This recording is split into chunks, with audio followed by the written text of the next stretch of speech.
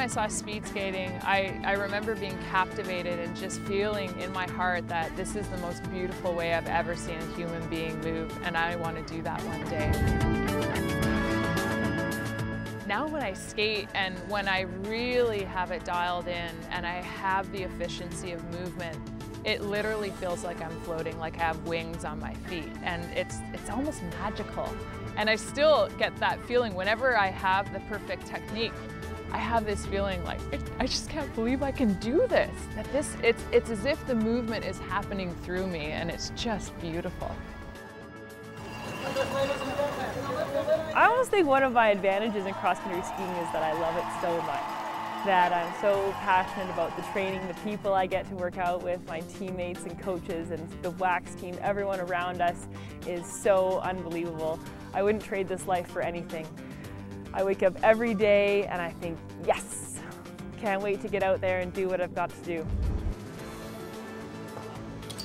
Training at the highest level it's not for everyone, but it's something that I've done now for 20 years, and I have a system that works really well, and I really focus on recovery and making sure I have enough energy to step out into the next training session.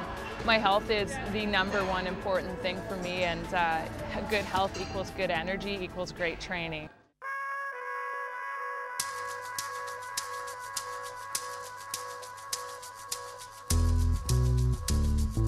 As a high-level athlete, I've already invested the better part of 10 years into my body and being as physically fit as I can be. Certainly a huge part of this game is just staying healthy. I mean, people think athletes we are among the healthiest, but also we're working our body to this point where the immune system is actually really compromised. So we tend to get sick a lot. And in an endurance sport like Nordic skiing, that's game over.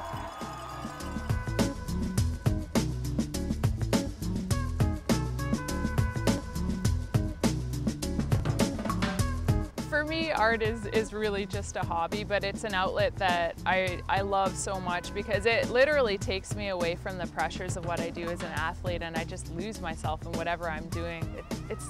It's just such a fantastic outlet because I feel like I can just leave everything behind, but also as an athlete and specifically as a speed skater in such a technical sport and such a beautiful sport, I feel like I'm an artist and I feel like the ice is my canvas. So in many ways they parallel, and I think for me it's just kind of, it encompasses who I am.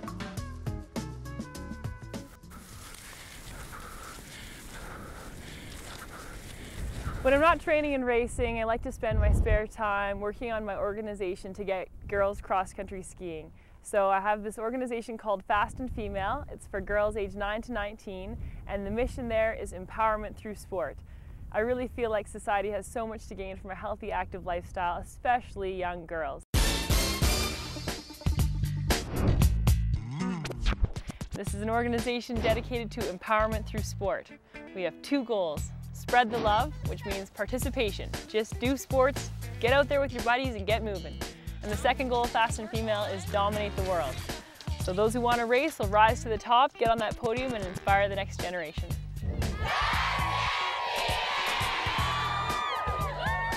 It's pretty cool to me to be kind of part of this circle of inspiration. I really looked up to Becky Scott and Sarah Renner and their teammates, and then I've jumped on the podium myself and am now doing everything in my power to inspire the next generation.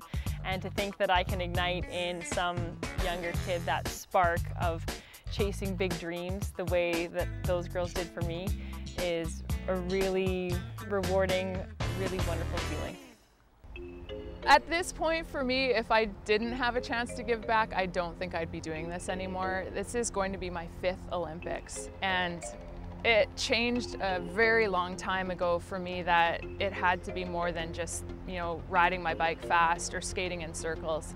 I really felt, even as a young person, that I wanted to have a positive effect on the human condition and and maybe shift the suffering a little bit in the world and in Canada with young people, and share this amazing thing that I've discovered in sport and the Olympics and the Olympic movement and everything that I've learned as an athlete. I just feel like it's not enough if it's only for me. And the revelation so far, the 22-year-old from Canmore, Canada, Chandra Crawford.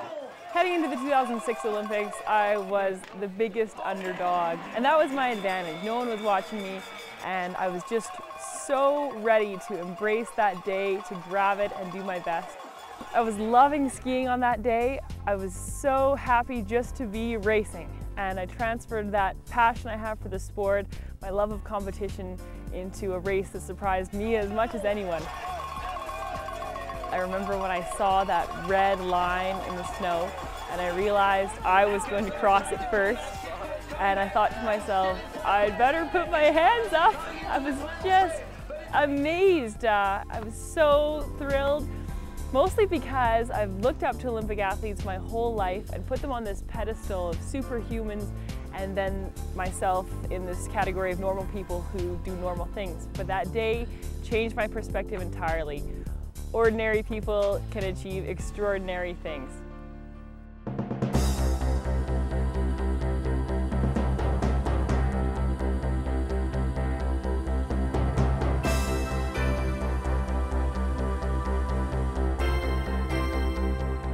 Winning the Olympics in Torino was a dream come true. I mean, as an athlete and an Olympic athlete, of course you want to win. But for me, it was just the whole process and the journey that got me to that podium was remarkable and profound.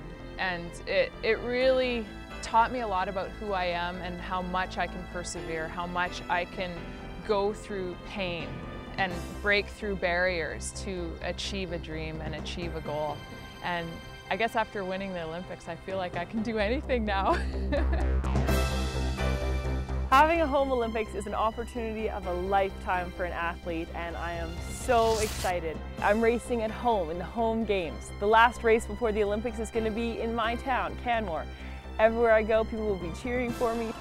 I feel so supported, similarly to the way I've been supported my whole life growing up here in Canmore. Everywhere you go, everyone says, "You can do it, go get them, we're behind you." And to me, that's the way Canadians should approach this. Just get behind it. You know, we'll get the medals, we won't get the medals. Your job as a Canadian is to support us and to say, we believe in you, you're doing amazing. So whenever anyone's speculating like crazy about how we're gonna perform, say, I think we can do it, and just cheer. So I'm really excited just to be part of that experience. Home Olympics, I feel really ready to go stand on that start line. I'll know I've done everything in my power to be prepared and that Canada's behind me. I can't wait. Success for me in the Olympics in 2010 is going to be having the race of my life, no matter what the circumstances, no matter how I feel, but going out onto that line and getting every ounce I have outside of myself and leaving it all on this ice surface. That's all I want. That's what I'm training for. This process I'm going through is to bring me to that one chance I have on February 24th to try to do it one more time. And I mean, I'm giddy with just excitement about this, but at the same time, I know how hard it's going to be, and I cannot wait for this challenge.